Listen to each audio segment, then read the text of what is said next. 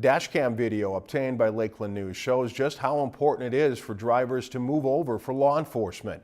Officers say the move over law is difficult to enforce, which makes it that much more dangerous for emergency workers. Lacey Monteleone is now live in the studio with more. Lacey, what can you tell us tonight? Well, Dennis, the move-over law was created back in 2002 after State Patrol Trooper Ted Foss was killed during a routine traffic stop. Local police officers say it's one of the more common dangers they face every day. The video you are about to see shows exactly why.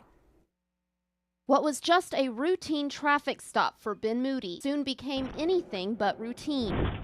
Kind of caught in the door and everything was coming so fast, all I could see was all my lights coming at me. It was a close call. From where I was standing, I basically put a foot up and I would have my own foot on my own bumper. But Moody emerged from the situation unscathed. Brett DeLange has since pled guilty to and been convicted of driving while intoxicated after striking the squad car in early March. Officials say the incident shows just how dangerous traffic stops can be. You never know, especially in law enforcement instances, what might transpire on that traffic stop, and an officer may need to disengage and back up quickly. Maston says the move-over law creates a buffer zone for law enforcement as well as others, such as road crews. If you're traveling on a roadway with more than 2 lanes, you're obligated to move over into the furthest lane from where the emergency vehicle is stopped. If there's not a secondary lane, you're obligated to slow down. In this case, the officer was lucky and the car suffered the brunt of the damage. Everything got shoved into,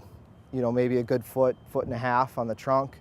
And then there was a little bit of damage on the passenger front side. The way that a patrol car is parked during a traffic stop can help ensure safety. Angling the wheels outward can help prevent an officer from being hit. And you can see in the video, the car is slightly offset from the vehicle that has been stopped. The main thing is for drivers to move over or slow down so that situations like this are avoided. It's one of the scariest things in law enforcement.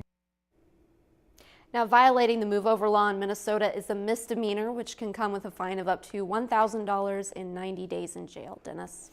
All right, thanks, Lacey. Glad everything turned out okay for that officer. Maston says the station did have to pay a significant amount to replace the squad car. If you've enjoyed this segment of Lakeland News, please consider making a tax-deductible contribution to Lakeland Public Television.